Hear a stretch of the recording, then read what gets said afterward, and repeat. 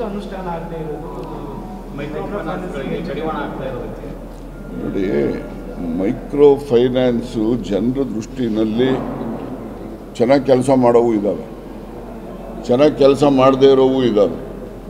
ಆದರೆ micro ಫೈನಾನ್ಸಲ್ಲಿ NBFC ಏನು ನಾನ್ banking finance companies ಇದ್ದಾವೆ, they all registered under the banking regulation act. ಆ banking regulation ಆ್ಯಕ್ಟಲ್ಲಿ registration ಆದವು regulate ಮಾಡ್ತಕ್ಕಂಥದ್ದು ಯಾವುದೇ ರಾಜ್ಯ ಸರ್ಕಾರಕ್ಕೆ ಅಧಿಕಾರ ಇಲ್ಲ. ಅದನ್ನು ರೆಗ್ಯುಲೇಟ್ ಮಾಡೋದು ಅವ್ರು ಏನೇ ತಪ್ಪು ಮಾಡಲಿ, ಏನೇ ಮಾಡಿದ್ರು, ಏನೇ ದೂರುಗಳಿದ್ರು ಕೂಡ RBIನವರೇ ಅದನ್ನು ನೇರವಾಗಿ ಕ್ರಮ ತೆಗೆದುಕೊಳ್ತಕ್ಕಂಥದ್ದು.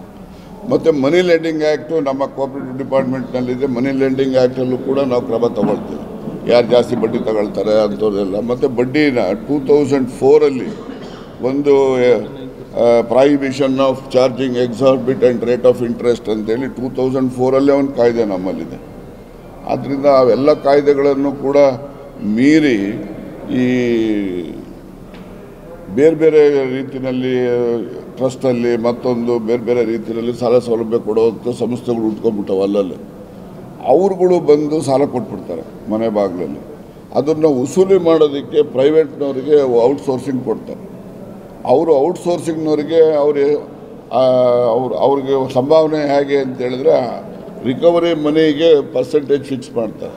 ಅವ್ರುಗಳು ಹೋಗಿ ಮುಗ್ಧರ ಮೇಲೆ ದಬ್ಬಾಳಿಕೆ ಮಾಡಿ ವಸೂಲಿ ಮಾಡ್ತಕ್ಕಂಥದ್ದು. ಅದಕ್ಕೋಸ್ಕರ ಮಾನ ಮರ್ಯಾದೆ ಗಂಜಿ ಆತ್ಮಹತ್ಯೆ ಮಾಡ್ಕೊಳ್ತಕ್ಕಂಥ ಪ್ರಕರಣಗಳು ದಿನನಿತ್ಯ ನಡೀತಾ ಇದೆ. ಅದಕ್ಕೆಲ್ಲ ಕಡಿವಾಣ ಹಾಕಬೇಕು ಅಂತಲೇ ಒಂದು ಸುಗ್ರೀವಾಜ್ಞೆನ ನಮ್ಮ ಸರ್ಕಾರದ ವತಿಯಿಂದ ಗೌರವಾನ್ವಿತ ರಾಜ್ಯಪಾಲರಿಗೆ ಕಳಿಸಿತ್ತು. ರಾಜ್ಯಪಾಲರು ಕೆಲವು ರಿಟರ್ನ್ ಅವ್ರು ಹೇಳೋವರೆಗೂ ಪೂರ್ತಿ ಹೇಳಿ ಆಮೇಲೆ ನೀವು ಕೇಳಿದ್ರೆ ಹೇಳ್ತೀನಿ. ಅವರು ಆ ಮಸೂದೆ ಬಗ್ಗೆ ಕೆಲವು ಕ್ಲಾರಿಫಿಕೇಷನನ್ನು ಕೇಳಿದ್ರು. ಆ ಮಸೂದೆಗೆ ಆ ಕ್ಲಾರಿಫಿಕೇಷನ್ನು ಕೂಡ ಈಗಾಗಲೇ ಮತ್ತೊಮ್ಮೆ ರಾಜಭವನಕ್ಕೆ ಕಳಿಸ್ಕೊಟ್ಟಿದ್ದಾರೆ. ಅವ್ರೇನು ಅಂತಿಮ ನಿರ್ಣಯ ತೆಗೆದುಕೊಳ್ತಾರೆ ನೋಡೋಣ. ಮೇಡಮ್ ರೀಸನ್ ಏನು ಹೇಳ್ತಾರೆ, ಈಗ ಕಮರ್ಷಿಯಲ್ ಬ್ಯಾಂಕ್ಸ್ ಎಲ್ಲ ಕಡೆ ಅಗ್ರಿಕಲ್ಚರ್ ಲೋನ್ ಮಾಡ್ತಾ ಇದ್ದಾರೆ, ಹಂಗಾಗಿ ನಾವು ನಬಾರ್ಡ್ ಕಡಿಮೆ ಮಾಡಿದ್ವಿ. ನೀವು ಹೇಳಿದ್ದು ನಮ್ಮ ಲೋಕಸಭಾ ಸದಸ್ಯರು ಹೇಳೋದು ಸತ್ಯ. ಅಲ್ಲಿ ಏನಾಗಿದೆ, ಈ ಬ್ಯಾಂಕ್ನವರು ಅಗ್ರಿಕಲ್ಚರ್ ಲೆಂಡಿಂಗ್ ಜಾಸ್ತಿ ಮಾಡಿದ್ದಾರೆ ಅಂತ ಅಂಕಿ ಸಂಖ್ಯೆ ಕೊಟ್ಬಿಟ್ಟವ್ರು.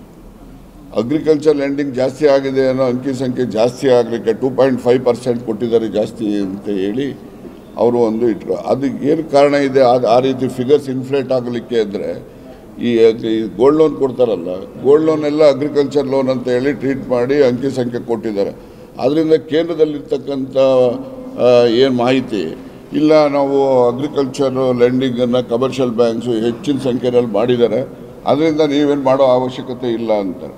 ಆದರೆ ಇಲ್ಲಿ ನಿಜವಾದ ರೈತರಿಗೆ ಸಾಲ ಸಿಕ್ಕಿರೋದಿಲ್ಲ. ಕಮರ್ಷಿಯಲ್ ಬ್ಯಾಂಕಲ್ಲೂ ಸಿಕ್ಕಿಲ್ಲ, ಕೋಆಪರೇಟಿವ್ ಇನ್ಸ್ಟಿಟ್ಯೂಷನ್ಸಲ್ಲೂ ಸಿಕ್ಕಿಲ್ಲ. ಇಂಟ್ರೆಸ್ಟ್ ಕೂಡ ಹೈ ಇರ್ತದೆ, ಅಲ್ಲಿ ಇಂಟ್ರೆಸ್ಟು ಕೂಡ ಹೈ ಇರ್ತದೆ. ನಮ್ಮಲ್ಲಿ ಸಾಲ ತೊಗೊಂಡವ್ರಿಗೆ ಮಾತ್ರ 0% ಇಂಟ್ರೆಸ್ಟ್ ಇರ್ತಕ್ಕಂಥದ್ದು. ಅಲ್ಲಿ ಬೇರೆ ಕಮರ್ಷಿಯಲ್ ಬ್ಯಾಂಕಲ್ಲಿ ಇನ್ನೊಂದು ಸಂಸ್ಥೆಗಳಲ್ಲಿ ತೆಗೆದುಕೊಂಡ್ರೆ ಅಲ್ಲಿ ಅವ್ರಿಗೆ 0% ಸಿಗೋದಿಲ್ಲ.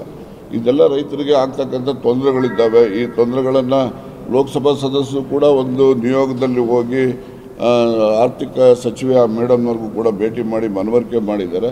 ಏನೇ ಮನವರಿಕೆ ಮಾಡಿದ್ರು ಕೂಡ ಅವರು, ನಾನು ಹೇಳಿದ್ನಲ್ಲ, ಕಮರ್ಷಿಯಲ್ ಬ್ಯಾಂಕಲ್ಲಿ ಕೊಡ್ತಕ್ಕಂಥ ಗೋಲ್ಡ್ ಲೋನನ್ನು ಕೂಡ ಅಗ್ರಿಕಲ್ಚರ್ ಲೆಂಡಿಂಗ್ ಅಂತ ಹೇಳಿ ಅವರು ಹೆಚ್ಚಿನ ಮೊತ್ತ ನಾವು ಈಗಾಗಲೇ ರೈತರಿಗೆ ಕೊಟ್ಟಿದ್ದೀವಿ ಅಂತೇಳಿ ಒಂದು ತಪ್ಪು ಗ್ರಹಿಕೆ ಕೇಂದ್ರ ಸರ್ಕಾರದಲ್ಲಿ ಬಂದಿದೆ. ಅದನ್ನು ನಿವಾರಣೆ ಮಾಡ್ತಕ್ಕಂಥ ಪ್ರಯತ್ನವನ್ನು ಮುಂದಿನ ದಿನಗಳಲ್ಲಿ ಮಾಡ್ತೇವೆ.